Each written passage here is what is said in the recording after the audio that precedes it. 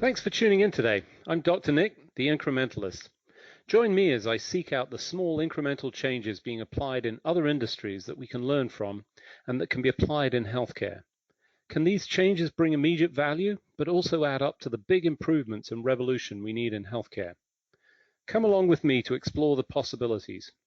My innovative guests from around the globe have used small incremental improvements to achieve their moonshot. And today, I'm delighted to be joined by Timothy Chou. He is a board member, Stanford cloud computing lecturer, and founder of Bevel Cloud, a pediatric moonshot.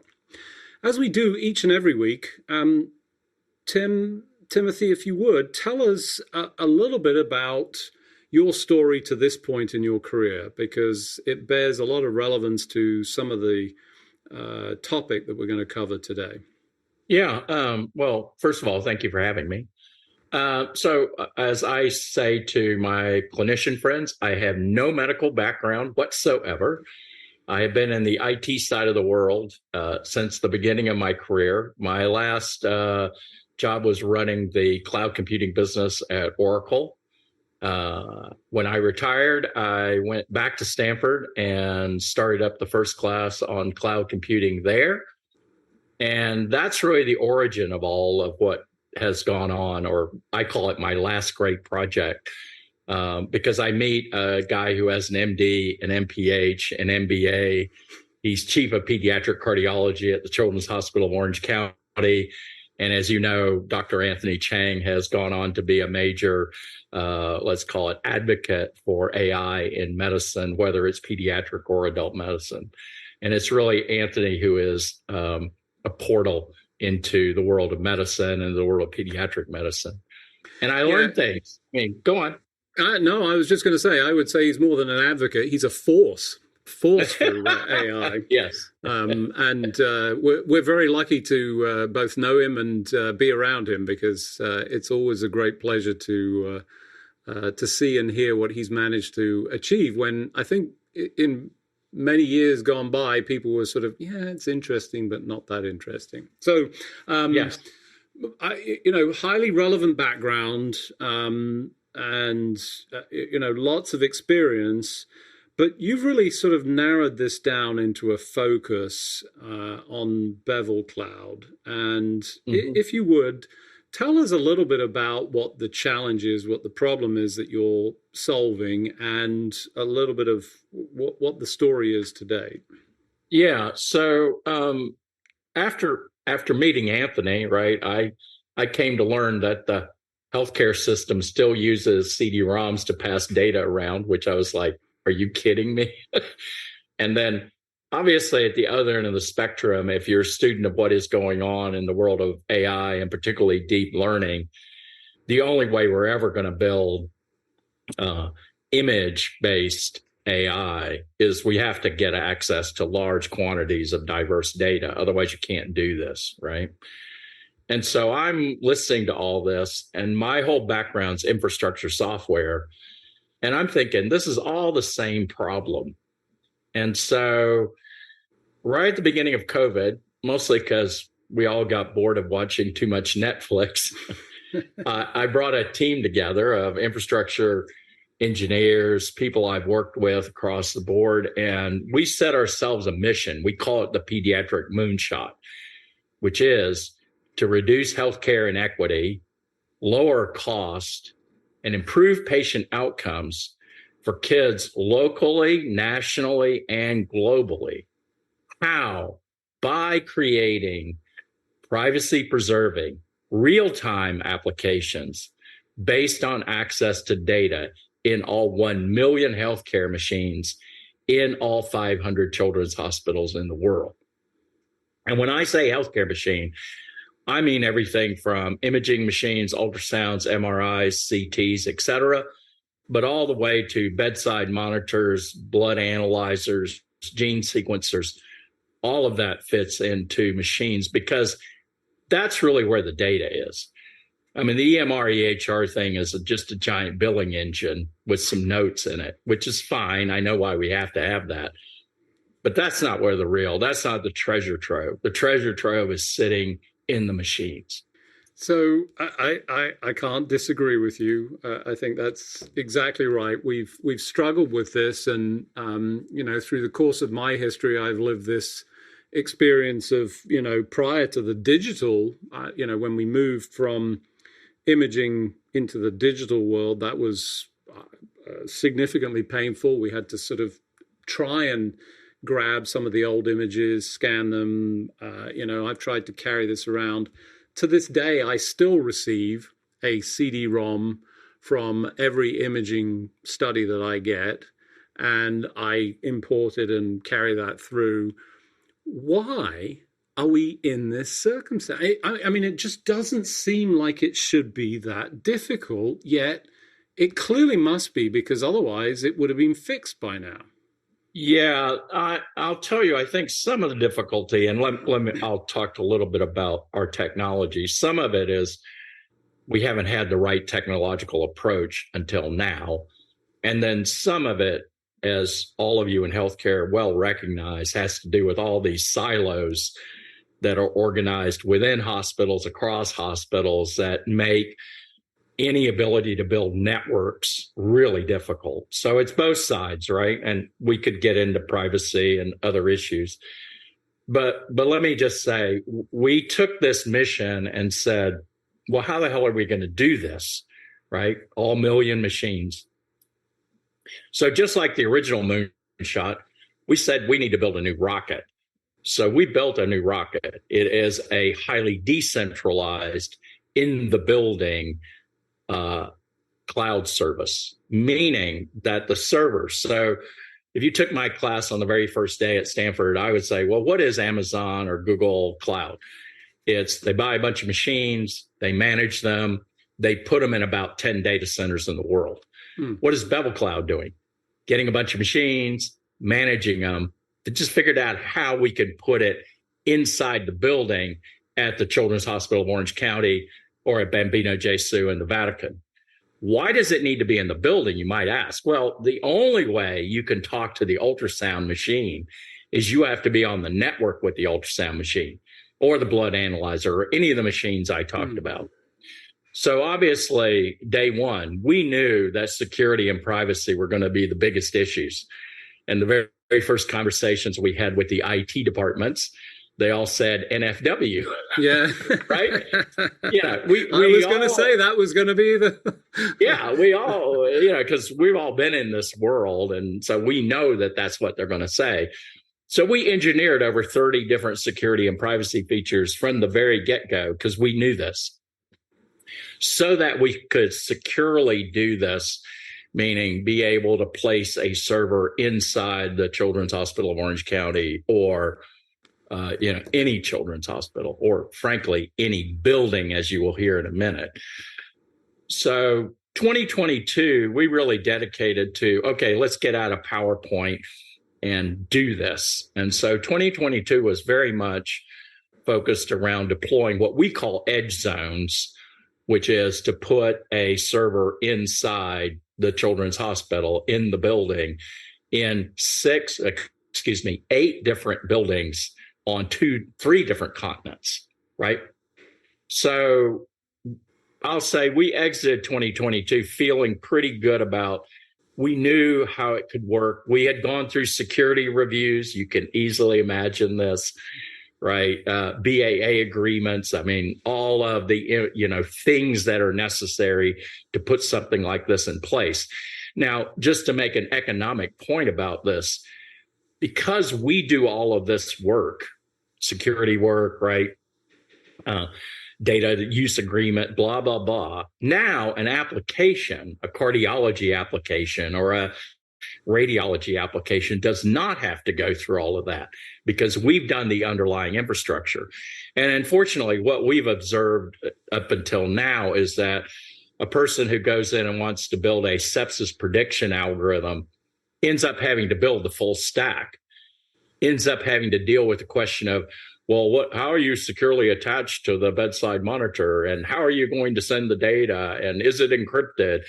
With a bunch of IT questions, which obviously we have perfected so that the application people do not have to worry about this. back to my analog of what are we really doing? It's not a whole lot different than what Apple did with the iPhone, right? Which is they built an infrastructure, a phone, they distributed it around the world. They gave you an operating environment, right, to write applications with. They gave you access to a camera. They gave you access to the temperature. They gave you access to location. And they invited the world to build applications. So we see now tens of thousands of applications on the phone. Fundamentally, we're not doing anything different. We have an infrastructure. We're deploying it globally. It's just that our camera is an ultrasound. Our camera is an MRI. Our camera is a blood analyzer. And so that's why beginning this year, we said, okay, if the phone had just arrived with no apps on it, you and I would have gone, oh, that's cool, but so what, right? So we focused ourselves on two major programs. One we call Mercury and the other is Gemini. So let me describe. So the Mercury program is a byproduct of us spending a lot of time with people in emergency medicine. Now, you can guess very early on, we spent a lot of time with people in cardiology because Anthony's cardiologist, right? But when we spent time with emergency medicine at Texas Children's or at UCSF or at Nationwide, we started hearing the same thing, which is that the kids arrive in the emergency room with no image. If they do arrive, it's on a CD-ROM that they cannot read. And then the guys at Texas Children's said, you know, if we could have seen the image ahead of time, we would have told them, don't send the kid. So you're sitting there going, oh, come on, this problem, you and I were just talking about this problem. How come it hasn't been solved, right? So I sat down with the head of trauma at UCSF and I said, Chris, there's software out there, Umbra Health, you know, Life Image. Isn't this a solved problem? He goes, no, because all that stuff is too complicated. We have to send training teams to Willits, California, which is in Northern California, to train them on how to use this software. And we're sitting around going, that makes no sense. Like, why is it that hard? So we have engineered an application which looks remarkably like Instagram. So the tech, just make a point of it. We engineered this not for like sophisticated children's hospital. It's like a clinic in a shopping center in Dallas, right? So, okay, the tech walks over to the x-ray machine. There's QR code. You scan it. Up pops the x-ray images from the past 24 hours. Select. Share with Texas Children's. Share with Children's of Dallas. Done. Not much different than how everybody is using Instagram to share, right? Images. Of course, our images are x-ray images. So Mercury is all about building out a nationwide network. We're actually in conversations with a couple of people about making this global, but it's basically the same idea. How can we simplify image sharing? So for those of you just joining, I'm Dr. Nick, the Incrementalist. Today I'm talking to Timothy Chou. He's a board member, Stanford Cloud Computing lecturer, and founder of Bevel Cloud, a pediatric moonshot. We were just hearing some of the details and specifically around Mercury. You know, I'm a space nut, so I'm obviously a big fan of this, naming convention and wondering what Apollo is. But we just covered Mercury, and you talked about that going global with some, opportunity in the future. But before we dive in a little bit more, tell us about Gemini. Very good. So Gemini is the other end of the problem. So if you think about what we're doing with Mercury is, it's a very simple application that now deploys not only in children's hospitals, but to regional hospitals, clinics, et cetera, right? So we get the infrastructure in place. So now I can share with a human, right, to get a human's expertise. But as we've all talked about, hey, there's not enough pediatric cardiologists in the world. There's only 300 of them in India. Rwanda has a single pediatric cardiologist. Yes, Toronto has 50 of them, but go to Thunder Bay and there's zero. Even in our great state of California, find a pediatric cardiologist in Salinas or Modesto is not so simple to do, right? So obviously, it would make sense if we could take the knowledge of our best pediatric cardiologist or radiologist and build AI applications to go do this. But the key to building AI applications is you must have access to large quantities of diverse data. Up until now, even there was just a paper released by Matt Lundgren, who used to run the AI medicine program at Stanford, and Pranav is over at Harvard. And basically, it's a study of the state of the art radiological AI, and it's pretty poor, meaning they say, hey, it works great on the test data set, but just go put it into the real world and it fails. Well, that's because it's no different than if I trained a car to drive in Palo Alto autonomously, and then I moved to Atlanta and wonder why it's crashing into things. It's the same thing. You have not shown it enough data to train on it. But we're sitting here going, hey, man, there's plenty of data. The 500 children's hospitals in the world generate about 6 million terabytes of data a year. To put that in context, NIH has been on a 5-year program to build an imaging data commons. They're at like 44 terabytes. I mean, the amount of data is gargantuan. Okay, so what's the problem? We got plenty of data. What's the problem? And the problem is the approach that we've used to build ChatGPT or ImageNet or any of the things in the consumer side will not work in medicine. So the technique today is to deliver a centralized architecture. So I will bring all the images of dogs and cats. I'll bring all the text, right, to a central location, and then I'll split it into training data sets and test data sets, and I'll train up my ChatGPT, right, on that. That's the methodology. The challenge of that is, okay, let's go play the game of our pediatric cardiology example. Okay, 6 million terabytes. Where are we going to put it? Well, let's go put it in Ireland. That's a good place. Okay, who's going to pay data transfer from Rome to Ireland, from Ireland to San Francisco, from Ireland to Boston, et cetera? I mean, who's going to do that? How would you ever build a real-time system sitting in Ireland, right?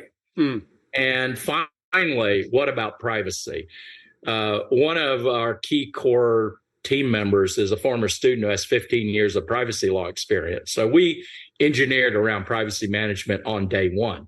One of the central tenets of privacy management is purpose limitation.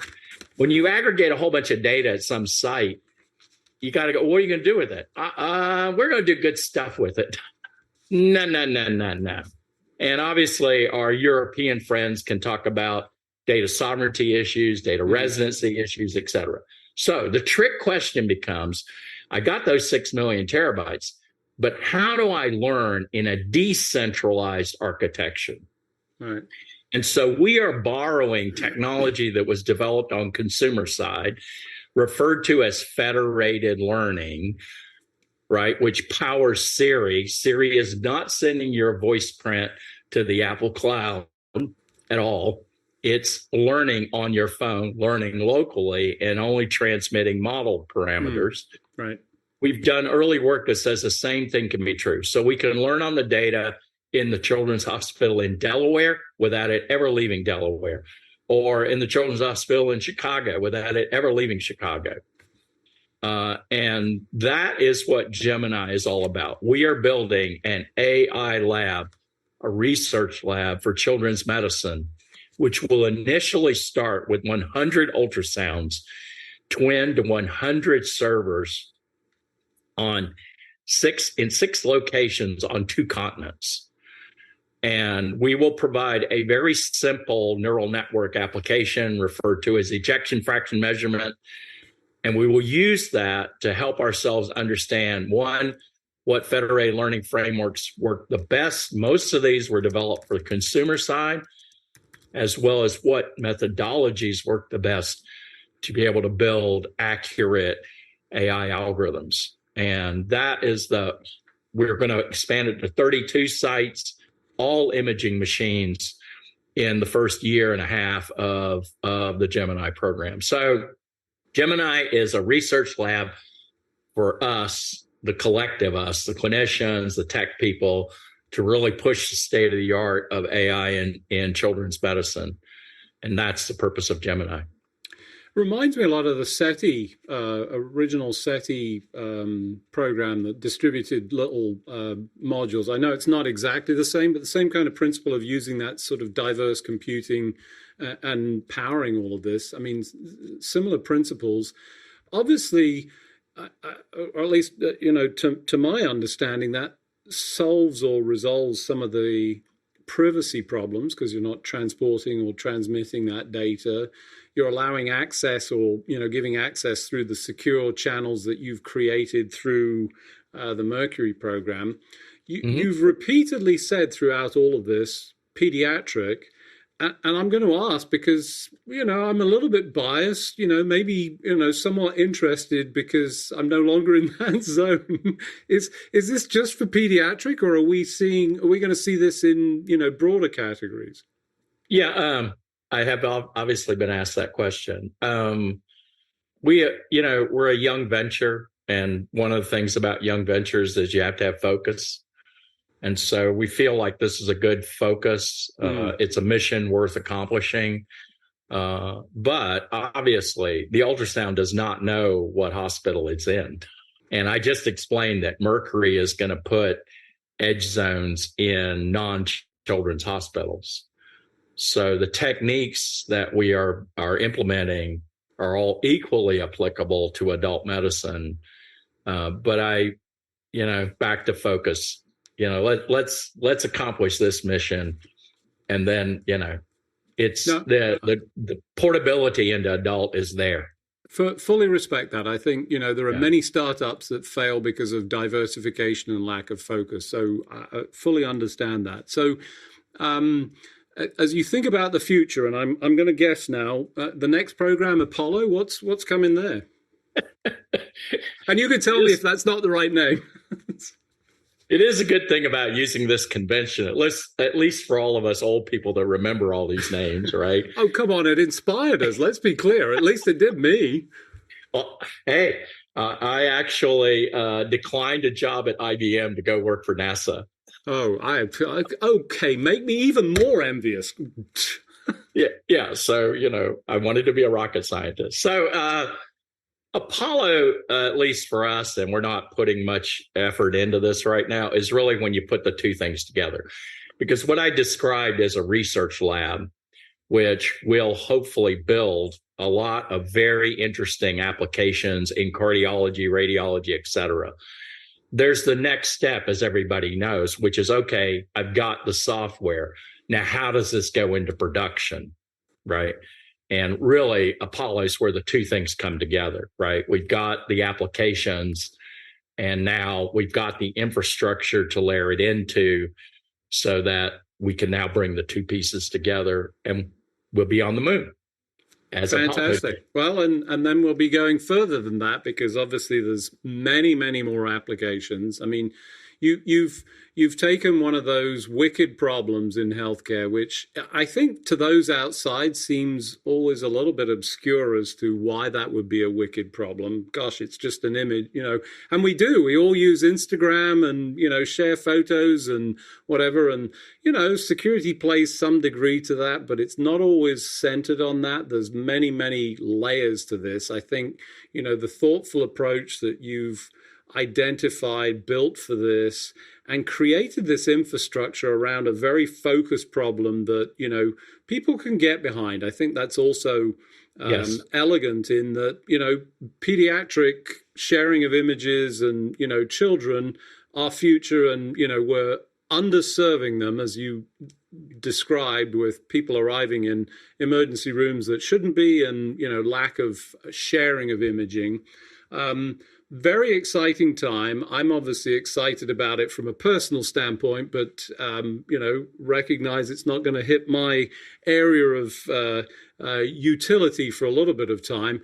But I think the AI learning opportunity that you described around Gemini is really going to be extraordinary in terms of the opportunity, because as we now centralize that data, we've got a much more robust data set, and importantly, deals with some of the bias that we've seen as a result of these very segmented or narrow focused data points. Unfortunately, as we do each and every week, we've just run out of time, so just remains for me to thank you for joining me on the show. Timothy, thanks for joining me. Well, I really appreciate you having me and, getting the story out to people. And we always tell people, it took 40,000 people to get to the moon. So we're always eager to have people join the mission, because it isn't going to be done with just a couple of people. So thank you for being part of that. Thanks for joining me today. Do you have any better ideas, or have you found a small incremental change that's brought about a big improvement in your world? Let's continue the conversation on our hashtag, The Incrementalist, or share with me at Dr. Nick1 on Twitter. You can find more information about the show on our program page at healthcarenowradio.com. And tune in next time to hear my discussions with leaders and innovators from around the globe who've revolutionized their space by using small incremental improvements to achieve their moonshot. I'm Dr. Nick, the Incrementalist, and I'm starting a revolution through evolution.